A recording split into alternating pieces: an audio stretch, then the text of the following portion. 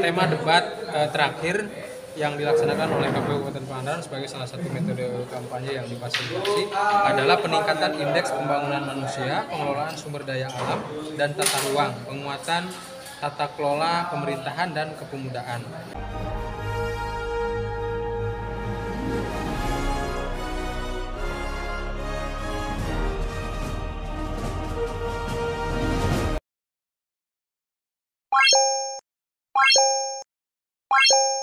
Komisi Pemilihan Umum KPU Kabupaten Pangandaran kembali melaksanakan debat publik kedua calon bupati dan wakil bupati di Pilkada 2024.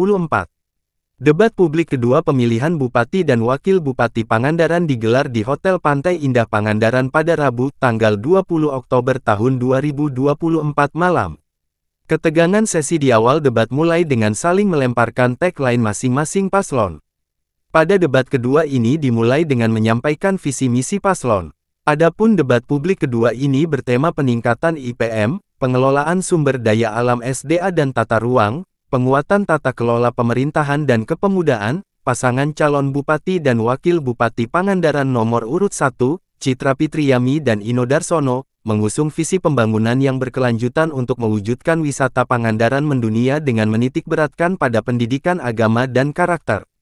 Dan misinya, mempermudah akses dan peningkatan kualitas layanan kesehatan, peningkatan mutu dan kualitas pendidikan, peningkatan kualitas infrastruktur terkonektivitas, mewujudkan penataan wisata berkelanjutan yang nyaman dan aman, pelaksanaan pendidikan agama untuk memperkuat kualitas keimanan dan ketakwaan, mewujudkan kemandirian dan kedaulatan pangan, menciptakan birokrasi yang melayani, berintegritas, dan anti KKN.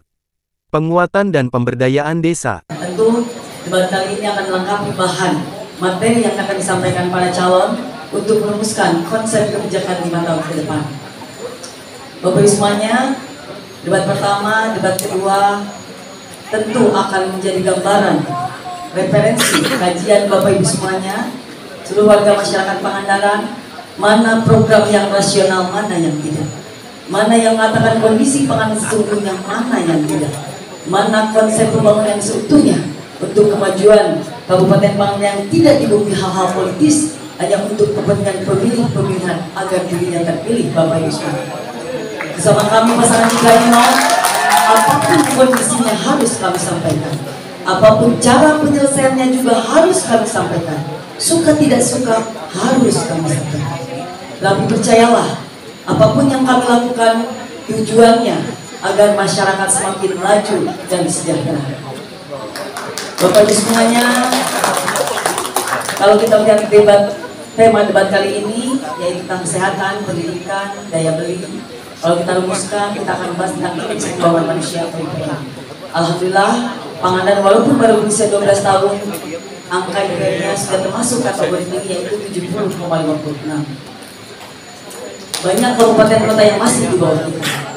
Banyak kabupaten kota yang untuk mencapai angka itu harus melalui puluhan tahun bahkan ratusan tahun lamanya. Artinya apa?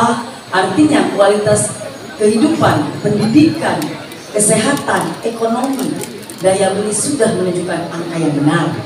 Bersama kami dengan program yang berkelanjutan, bagaimana kualitas hidup yang sudah baik akan kita dorong menjadi lebih baik lagi. Bagaimana angka IPM yang sudah tinggi kita dorong lebih tinggi lagi, tentu dengan mempertimbangkan berbagai isu. Bapak Ibu semuanya, kita akan melihat sumber daya manusia, potensi ekonomi. Apabila Allah menakdirkan kamu menjadi pemimpin di Kabupaten Pangandaran, tentu di ujung kepemimpinan kami, insya Allah angka IPM minimum di angka 75, Bapak Ibu semuanya. Dengan itu, tatanan kehidupan, kualitas kehidupan masyarakat Kabupaten Pangandaran akan lebih baik, akan lebih maju dan lebih luar biasa. Ekonomi akan kita dorong, kesehatan akan kita dorong, pendidikan akan kita dorong, daya beli kita dorong, dan potensi alam akan kita dorong. Insya Allah bersama kami, pasangan Citra Ino, dengan konsep pembangunan yang jelas dan terukur, ke depan Kabupaten Pangandaran akan semakin melesat. Sementara itu, pasangan Ujang Endin Indrawan dan Dadang Solihat mengusung visi Pangandaran maju, sejahtera, mandiri, dan merata. Adapun visinya, pembangunan yang berkelanjutan untuk mewujudkan wisata Pangandaran mendunia dengan menitik beratkan pada pendidikan agama dan karakter. Dengan misi, mempermudah akses dan peningkatan kualitas layanan kesehatan, peningkatan mutu dan kualitas pendidikan, peningkatan kualitas infrastruktur terkonektivitas, mewujudkan penataan wisata berkelanjutan yang nyaman dan aman, pelaksanaan pendidikan agama untuk memperkuat kualitas keimanan dan ketakwaan, mewujudkan kemandirian dan kedaulatan pangan, menciptakan birokrasi yang melayani, berintegritas, dan anti KKN. Penguatan dan pemberdayaan desa. Apa yang menjadi ciri-ciri pemekaran itu kami tuangkan dalam visi kami, yaitu Pangandaran maju, sejahtera, mandiri, dan teratur. Itu adalah merupakan suatu visi yang untuk penyampaian visi tersebut tentu saja dilalui dengan berbagai misi. Namun demikian, saya akan menyampaikan hanya beberapa program saja.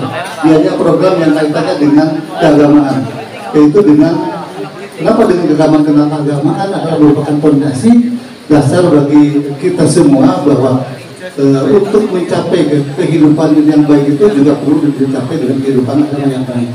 Dan selanjutnya, dan dalam program nyatanya kita akan memberikan program-program yang kaitannya dengan pesantrenan, yaitu memberikan bantuan-bantuan untuk pesantren dan juga memberikan bantuan untuk santri-santri dan juga meningkatkan pemerasan buta huruf Al-Quran. Jadi kami ingin nanti seluruh masyarakat Kabupaten Pangandaran harus bisa membaca Al-Quran, karena itu adalah hal yang penting. Selanjutnya kaitan dengan pendidikan. Pendidikan juga kita akan tetap melanjutkan pendidikan gratis, ya, tentu saja dengan penyuluhan di sana sini. Dan selanjutnya juga kami juga akan memberikan beasiswa bagi siswa untuk melanjutkan ke tingkat jenjang yang lebih tinggi. Bagi yang tidak mampu akan diberikan beasiswa. Dan juga selanjutnya juga tentu saja kita akan meningkatkan untuk pendidikan. Dan selanjutnya juga dari bidang pemerintahan dan keuangan, kita ini nanti ke depan akan memberikan bantuan keuangan untuk desa. Kenapa demikian? Ini adalah dalam rangka pemberdayaan terhadap pemerintahan desa. Nanti ke depan, ya, desa itu akan lebih berdaya. Nanti untuk pekerjaan-pekerjaan yang sifatnya sederhana, ya, infrastruktur sederhana seperti jalan, lingkungan dan sebagainya, nanti akan diberikan keuangan dan mereka akan melaksanakannya sendiri dan desa akan sendiri. Dan kaitan dengan tersebut, dan kita juga, ya, akan memberikan dan melanjutkan hal-hal yang baik yang dilakukan sekarang. Di antaranya adalah meningkatkan dan memberikan insentif dan honor untuk RT, RW, dan pelayan-pelayan masyarakat lainnya. Di antaranya kader posyandu, kader PKK, Limas, guru ngaji, dan juga para amil dan juga yang lainnya. Dan juga nanti ke depan kita juga akan meningkatkan dan melanjutkan program kesehatan gratis. Dan terus saja kita akan tingkatkan program kesehatan tersebut, sehingga apa yang menjadi cita-cita kita, yaitu menuju masyarakat yang sejahtera, itu akan tercapai. Selain daripada itu, kita juga dari sisi ekonomi kita akan memberikan akses kepada para wirausahawan muda agar akan diberikan pendidikan yang nantinya ke depan mereka akan menjadi wirausaha yang muda, yang handal, dan juga nanti ke depan akses untuk permodalan akan dibantu. Ya, karena seperti kita tahu bahwa untuk mendapatkan modal itu perlu jaminan, dan nanti pemerintah akan menjamin modal bagi para pengusaha. Ketua KPU Kabupaten Pangandaran, Muhtadin mengatakan, debat publik yang terakhir ini merupakan hasil evaluasi dari debat pertama. Ketua KPU Kabupaten Pangandaran, Muhtadin mengatakan, debat publik yang terakhir ini merupakan hasil evaluasi dari debat pertama.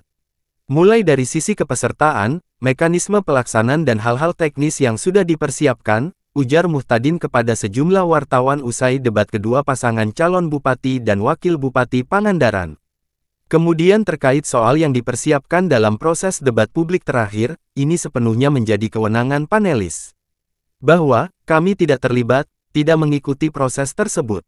Kami hanya memberikan fasilitasi terkait kapan dilakukan penyusunan dan seterusnya, katanya. Debat terakhir yang dilaksanakan oleh KPU Kabupaten Pangandaran sebagai salah satu metode kampanye yang difasilitasi adalah peningkatan indeks pembangunan manusia, pengelolaan sumber daya alam, dan tata ruang, penguatan tata kelola pemerintahan dan kepemudaan.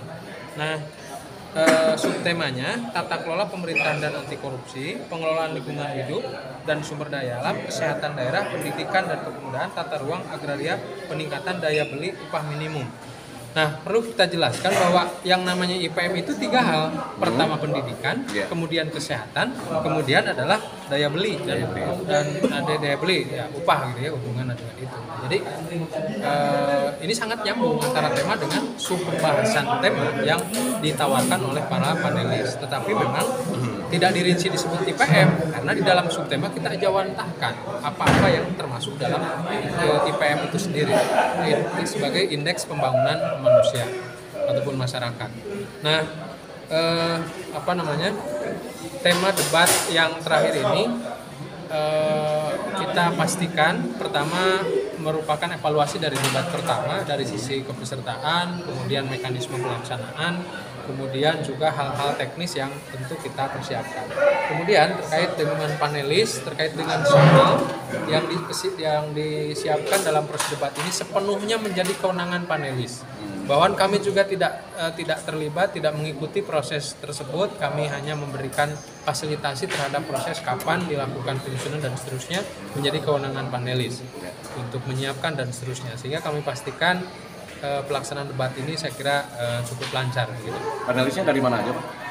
Panelis pertama dari Wakil Rektor dari Tasikmalaya, Wakil Rektor Universitas Kiai Haji Ruyat Cipasung, Din Lidinilah, kemudian juga dari Dekan Fakultas Agama Islam dari Universitas Muhammadiyah Cirebon, kemudian dari Wakil Dekan Fakultas Sains dan Teknologi UIN Bandung, kemudian dari aktivis penggerak demokrasi di Jawa Barat, kemudian juga dari perguruan tinggi setempat, yaitu dari Stitno Al-Farabi Pangandaran. Kita libatkan perguruan tinggi setempat agar kemudian dalam proses penyusunan tema ini ada pendekatan lokal saya kira yang ditawarkan, karena para panelis itu berlima itu berdiskusi melalui Zoom, melalui pertemuan langsung, dan kita tidak ikut, sepenuhnya menjadi kewenangan mereka. Abdullah Haris melaporkan untuk Global TV Aktual dari Pangandaran, Jawa Barat.